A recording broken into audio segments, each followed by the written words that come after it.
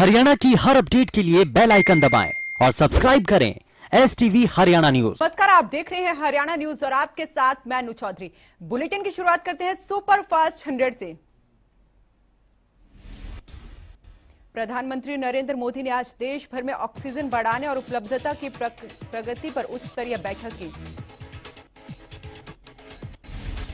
अधिकारियों ने पीएम मोदी को पीएसए ऑक्सीजन संयंत्रों की स्थापना की प्रगति के बारे में जानकारी दी। उन्होंने बताया कि देश भर में 1500 से अधिक पीएसए ऑक्सीजन प्लांट आ रहे हैं, जिसमें पीएम केयर्स के साथ साथ विभिन्न मंत्रालयों और सार्वजनिक उपक्रमों का योगदान शामिल है। पीएम केयर्स द्वारा योगदान किए गए पीएसए ऑक्सीजन प्लांट देश के सभी राज्यों और जिलों में आ रहे हैं। पीएम को बताया गया कि एक बार पीएम केयर्स के माध्यम से आने वाले सभी पीएसए ऑक्सीजन प्लांट चालू हो जाएंगे तो वो 4 लाख से ज्यादा ऑक्सीजन युक्त बेड को समर्थन करेंगे। पीएम ने अधिकारियों को यह सुनिश्चित करने का निर्देश दिया कि इन प्लांट को जल्द से जल्द चालू किया जाए और इसके साथ ही राज्य सरकारों के साथ मिलकर काम किया जाए।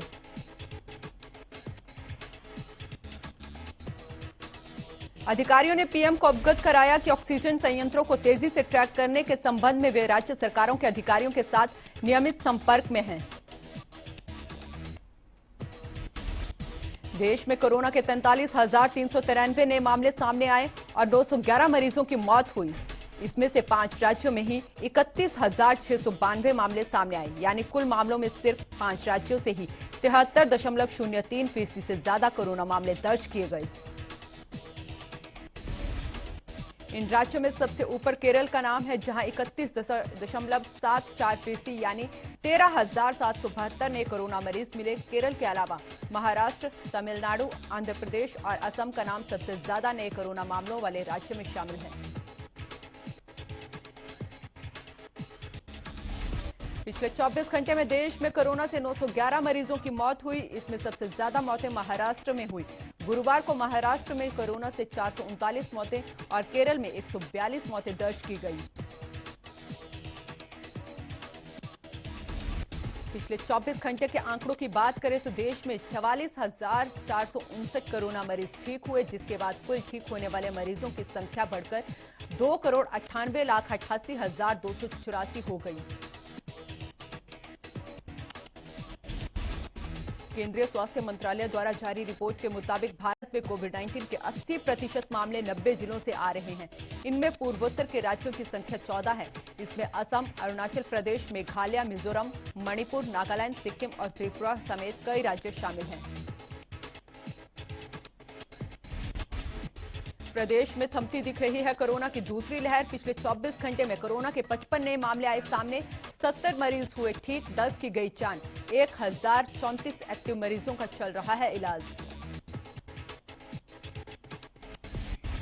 आधे से ज्यादा देश में पेट्रोल की कीमत 100 रुपए का आंकड़ा पार कर चुकी है। 2 दिन लगातार बढ़ोतरी के बाद शुक्रवार को पेट्रोल डीजल की कीमतें स्थिर रहीं। यानी कि आज तेल कंपनियों ने कीमत नहीं बढ़ाई है। दिल्ली में आज पेट्रोल की कीमत 100 रुपए 56 पैसे प्रति लीटर और मुंबई में 106 रुपए 59 पैसे प्रति लीटर है। वहीं दिल्ली में डीजल की कीमत 89 रुपए 62 पैसे और मुंबई में 97 रुपए 18 पैसे है। पेट्रोलियम कंपनियों ने गुरुवार को पेट्रोल की कीमत में 35 पैसे प्रति लीटर जबकि डीजल में 9 पैसे की बढ़ोतरी की थी।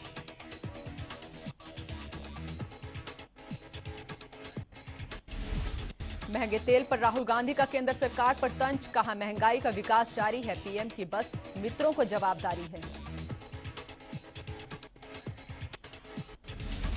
मोदी मंत्रिमंडल के विस्तार और फेरबदल के बाद हुई पहली कैबिनेट बैठक में किसान और कोरोना के मुद्दे पर अहम फैसले लिए गए।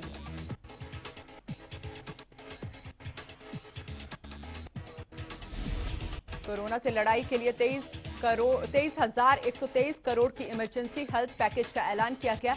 इसके अलावा 1 लाख करोड़ रुपए को मंडी के जरिए से किसानों तक पहुंचाने का भी फैसला लिया गया।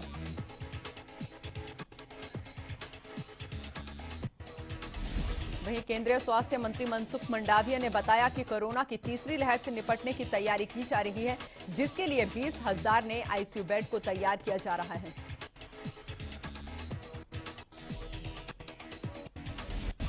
उन्होंने कोरोना के खिलाफ जारी जंग के लिए इमरजेंसी पैकेज पर फैसला लिए जाने की भी जानकारी दी। उन्होंने बताया कि कोरोना के लिए 23,123 करोड़ का इमरजेंसी हेल्थ पैकेज बनाया गया है। बैठक के बाद केंद्रीय कृषि मंत्री नरेंद्र सिंह तोमर ने कहा कि एमएसपी मंडियों की ओर मजबूत किया जा रहा है। मंडियों को और संसाधन दिए जा रहे हैं। मंडियां खत्म नहीं होने वाली हैं। प्रदेश के गृह मंत्री अनिल विज ने कांग्रेस पर निशाना साधते हुए कहा कि कांग्रेस की आपसी खींचतान हर राज्य में चल रही है। साथ ही उन्होंने रणदीप सुरजेवाला के बयान पर भी पलटवार किया।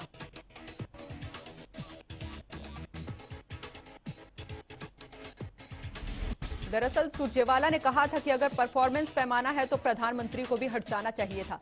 साथ ही किसानों के आंदोलन और वैक्सीनेशन पर भी विज ने अपनी बात रखी।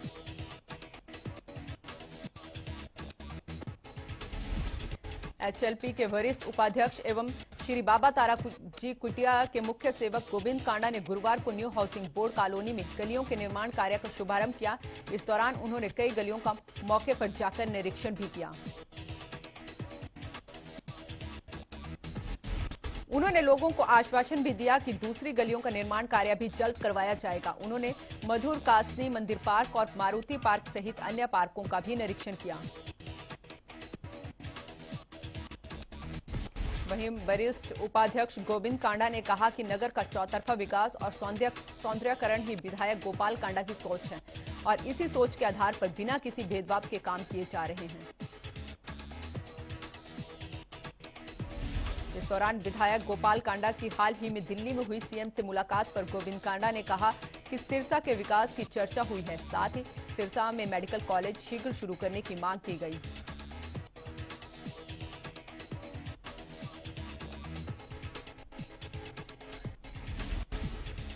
हांसी के खरड़ गांव में बीजेपी प्रदेश अध्यक्ष ओपी धनखड़ को किसानों के विरोध का सामना करना पड़ा। इस दौरान किसानों ने धनखड़ को काले झंडे दिखाए।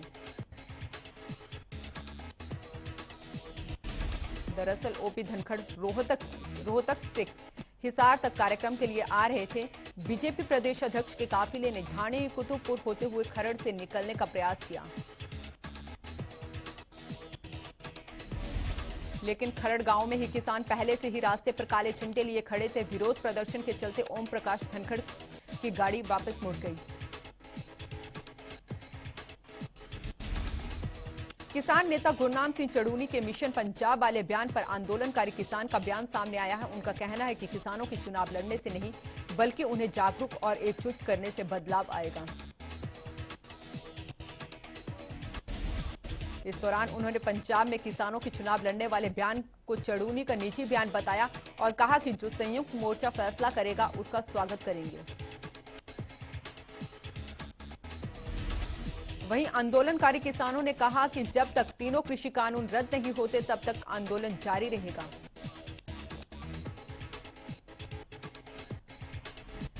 पानीपत में 1.25 साल पहले जिस 6 साल की बच्ची के साथ यौन उत्पीड़न हुआ था, उसके बाद रहस्यमय तरीके से बच्ची का एक्सीडेंट हुआ, जिसके बाद बच्ची कोमा में चली गई थी। आरोपियों के डर से उसी बच्ची को शहर छोड़ना पड़ गया।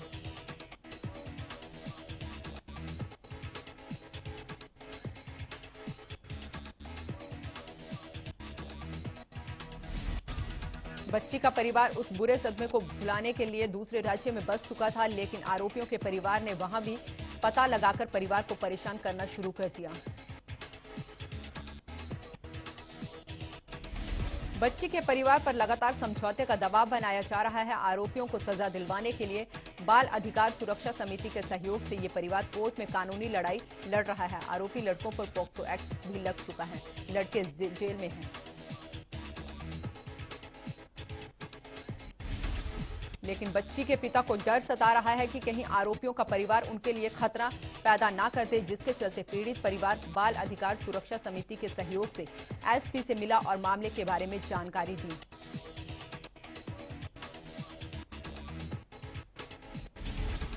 कोरोना में बिगड़े हालात के कारण कई व्यवस्थाओं में सुधार आ गया है। ये कहना गलत ना होगा कि जिन सरकारी स्कूलों की तरफ अभिभावक ये कहकर मुंह फेर लेते थे कि सरकारी स्कूलों में पढ़ाई नहीं होती, अब यही अभिभावक सर्वाधिक सरकारी स्कूलों में एडमिशन करवाने पर जोर दे रहे हैं।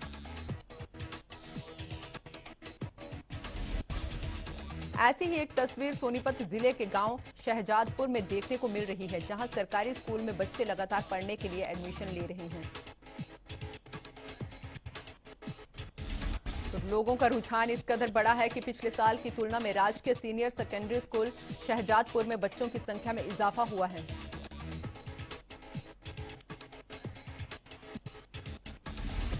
चोरों ने बीजेपी कार्यालय में की सेंधमारी, साउंड स्पीकर लेकर हुए फरार। सीसीटीवी के तारों को काटकर की चोरी का सीसीटीवी फुटेज आया सामने। बिजली चोरी करने वालों पर सख्त हुआ। विभाग बहादुरगढ़ में चोरी पकड़ने के लिए बनाई गई 13 टीमें। टीम ने 75 से ज्यादा बिजली चोरी पकड़ी। 400 बिजली मीटरों की जांच।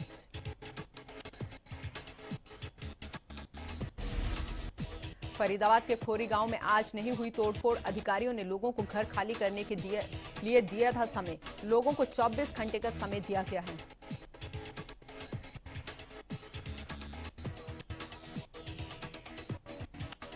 पंचकुला के इंदिरा कॉलोनी में साइकिल खड़ी करने को लेकर हत्या का मामला सामने आया है। बताया जा रहा है कि इंदिरा कॉलोनी में रहने वाले बिंदर की साइकिल खड़ी करने को लेकर एक शख्स से विवाद हो गया,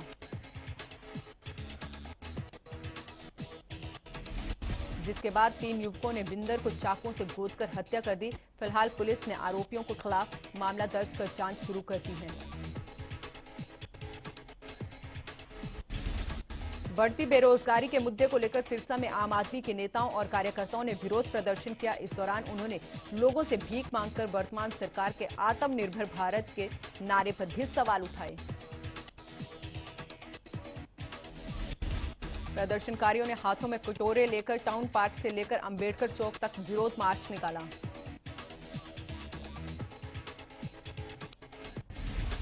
आम आदमी पार्टी का आरोप है कि बीजेपी 2 करोड़ रोजगार देने का वादा कर सत्ता में आई थी, लेकिन बीजेपी सरकार अब रोजगार देने के बजाय पूंजीपतियों को लाभ पहुंचाने वाली नीतियां अपना रही है।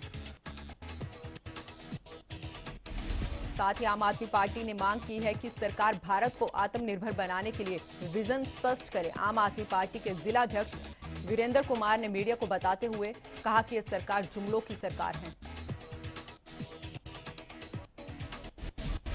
आम आदमी पार्टी के कार्यकर्ताओं ने फरीदाबाद में बढ़ती महंगाई और बेरोजगारी को लेकर सरकार के खिलाफ प्रदर्शन कर अपना रोष व्यक्त किया है।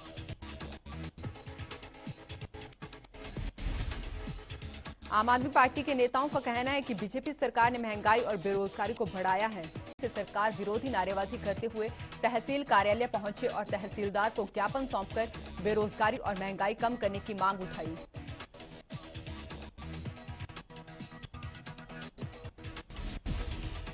ज्ञापन के माध्यम से कहा कि विगत वर्षों में जहां एक तरफ बेरोजगारी का आलम है, लोगों की नौकरियां छीन रही हैं, दूसरी ओर महंगाई से लोगों का जीना मुहाल हो गया है। सोनीपत में आम आदमी पार्टी के कार्यकर्ताओं ने लघु सचिवालय परिसर में पहुंचकर महंगाई और बेरोजगारी के खिलाफ प्रोटेस्ट किया और जिला उपायुक्त के माध्यम से राष्ट्रपति के नाम ज्ञापन सौंपा।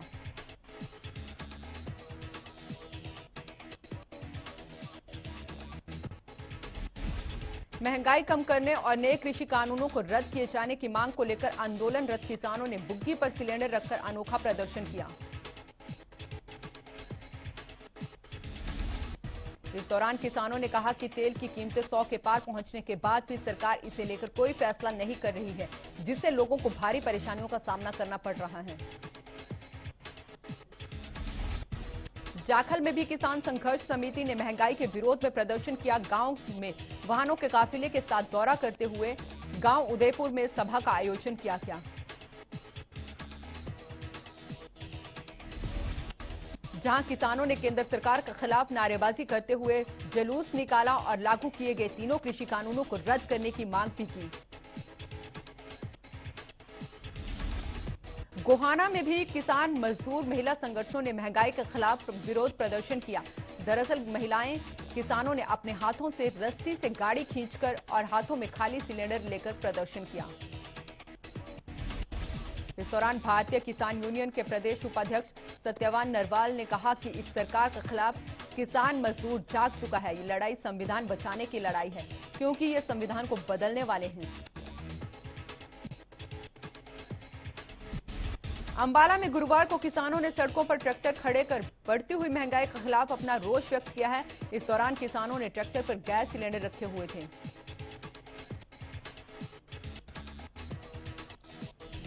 इस दौरान किसानों ने कहा कि आम आदमी की रसोई का बजट पूरी तरह से बिगड़ चुका है और कोरोना काल के बाद अब महंगाई ने आर्थिक रूप से जनता की कमर तोड़ दी है। उन्होंने कहा कि सरकार ने इस सीजन में धान के दाम 72 रुपए बढ़ाए हैं, जबकि तेल के दाम 30 रुपए प्रति लीटर बढ़ा दिए हैं। सरकार 2022 तक किसानों की आय दोगुनी करने की बात करती है, जबकि खाद, बीज, तेल, कृषि यंत्रों के दामों में बेहताशा वृद्धि हुई है।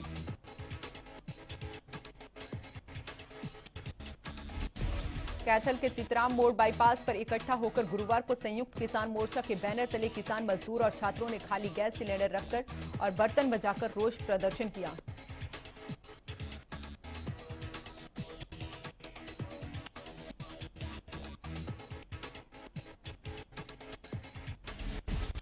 प्रदर्शनकारियों ने कहा कि हमने थाली कटोरी बजाकर अपनी एकता का प्रदर्शन किया है। अब किसान, मजदूर, व्यापारी, छात्र सभी वर्ग एक हो चुके हैं। जब तक बढ़ती महंगाई पर रोकथाम नहीं लगेगी, तब तक सरकार के खिलाफ प्रदर्शन होते रहेंगे। पेट्रोल डीजल के दामों में उछाल से किसानों की मुश्किलें और बढ़ गई हैं। किसानों का कहना है कि पेट्रोल डीजल के लिए रेट बढ़ने से उनकी खेती पर काफी फर्क पड़ा है। उन्हें खाद, बीज खरीदने से लेकर फसल बेचने के लिए भी वाहनों की जरूरत पड़ती है। लेकिन पेट्रोल डीजल के रेटों में लगातार हो रही बढ़ोतरी के चलते किसानों को काफी परेशानियों का सामना करना पड़ रहा है। किसानों ने सरकार से मांग की है कि पेट्रोल डीजल के दामों में कटौती की जाए।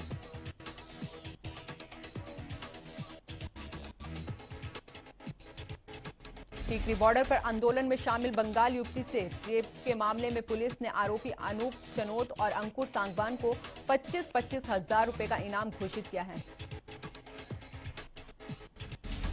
झज्जर पुलिस की सिफारिश के बाद पुलिस मुख्यालय की ओर से दोनों आरोपियों पर 25-25 हजार का इनाम घोषित किया गया। युवती से रेप के मुख्य आरोपी अनिल मलिक को पहले ही पुलिस गिरफ्तार कर चुकी है। लंबे समय से सिरसा शहर से अनाज मंडी और काट मंडी को शिफ्ट किए जाने की मांग उठ रही है। शहर में सुगम यातायात व्यवस्था और सौंदर्यीकरण के लिए मंडियों को स्थानांतरण करने का प्रोजेक्ट पाइपलाइन में है। गुरुवार को हरियाणा सरकार की एक उच्च स्तरीय टीम विशेष रूप से सिरसा पहुंची और मंडियों को शिफ्ट करने के लिए प्रस्तावित स्थानों का अवलोकन किया। टीम ने सिरसा में अलग अलग 4 स्थानों का जायजा लिया। टीम ने दोनों ही मंडियों को स्थानांतरित करने के लिए डबवाली रोड पर झोपड़ा गांव के नजदीक की भूमिका और स्थान और पहुंच के लिहाज से उपयुक्त बताया। हालांकि अभी अंतिम निर्णय नहीं हुआ है। ये टीम अपनी रिपोर्ट बनाकर सरकार को सौंपेगी, उसके बाद सरकार निर्णय करेगी। हिसार जिले के खेतों से गैस पाइपलाइन बिछाई जा रही है। इसको लेकर किसानों को खासी परेशानी हो रही है।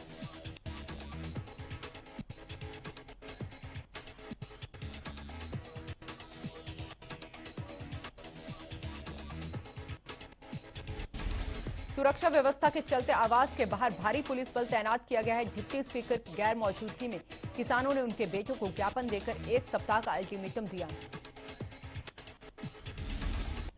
प्रदेश सरकार अब लाल डोरे में बने मकान मालिकों को रजिस्ट्री करवाकर मालिकाना हक अदा करने जा रही है। जानकारी के मुताबिक गांव-गांव में मैपिंग की जा रही है। जहां पहले भूमि की पैमाइश की जाती थी और उसके बाद ग्राम सचिव घर घर जाकर डाटा इकट्ठा कर रहे हैं।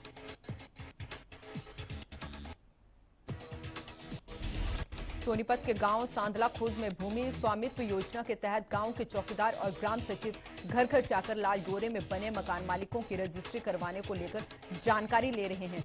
हर गांव में ग्राम सचिव को जिला प्रशासन की तरफ से गांव सांदला खुर्द का पहला मैप दिया गया है। पानीपत के विकास नगर में एक बर्फ की फैक्ट्री में काम करने वाले 4 बाल मजदूरों को क्राइम ब्रांच और चाइल्ड वेलफेयर कमेटी के सदस्यों ने मुक्त करवाया। पूर्व मिली सूचना के आधार पर कार्रवाई करते हुए टीम को यह सफलता हाथ लगी। हरियाणा विद्यालय शिक्षा बोर्ड ने मुक्त विद्यालय परीक्षा मार्च 2021 की परीक्षा का परिणाम घोषित किया। इस परीक्षा का परिणाम 100% रहा। परीक्षा परिणाम की घोषणा बोर्ड अध्यक्ष एवं सचिव राजीव प्रसाद ने प्रेस कॉन्फ्रेंस में की है। उन्होंने बताया कि यह परीक्षा अप्रैल महीने में आयोजित करवाई जानी थी, लेकिन कोविड महामारी के चलते ये परीक्षा आयोजित नहीं करवाई जा सकी, जिसके बाद शिक्षा विभाग और हरियाणा सरकार के निर्देशानुसार ये परीक्षाएं रद्द कर दी गई थी। कोरोना महामारी के बीच गुरुग्राम से एक राहत की खबर आई है। दरअसल गुरुग्राम में कोरोना वायरस रिकवरी रेट 99% से ज्यादा हो चुका है।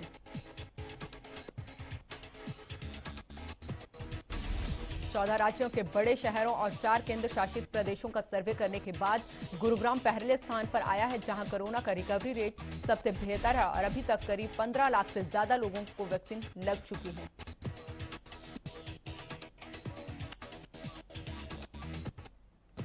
रेवाड़ी के उपमंडल बाबल के गांव की सड़कें इन दिनों पूरी तरह से जर्जर हो चुकी हैं और किसान आंदोलन के चलते दिल्ली जयपुर हाईवे जाम होने की वजह से पुलिस ने रूट डाइवर्ट किया था, लेकिन वाहनों को ज्यादा घूमकर जाना पड़ता था, जिसकी वजह से लोगों ने गांव की सड़कों से होकर गुजरना शुरू कर दिया। भारी वाहनों के गुजरने से गांव में हाईवे की तरफ जाने वाली सड़कें पूरी तरह से टूट चुकी हैं। ग्रामीणों का कहना है कि आए दिन हादसे होने का अंदेशा बना रहता है।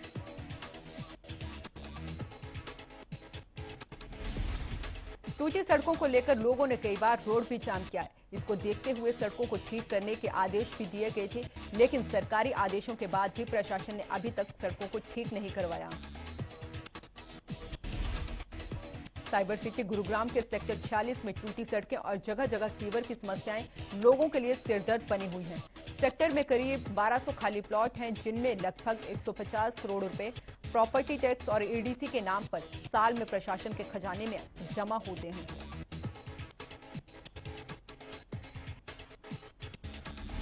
लेकिन जब बात सुविधाएं देने की आती है तो सुविधाओं के नाम पर सिर्फ आश्वासन ही मिलता है। लोगों का कहना है कि प्लॉट के आधार पर एक प्लॉट के अंदर 4 फ्लोर भी बनाए गए हैं, जिससे इंफ्रास्ट्रक्चर भी कमजोर पड़ता जा रहा है। यही वजह है कि सीवर का ओवरफ्लो होना और पीने के पानी की सप्लाई कम होना भी एक बड़ी समस्या है। सीसीटीवी के जरिए ट्रैफिक नियमों को तोड़ने वालों पर नजर रखी जा रही है। वहीं जो भी ट्रैफिक नियमों को तोड़ता पाया गया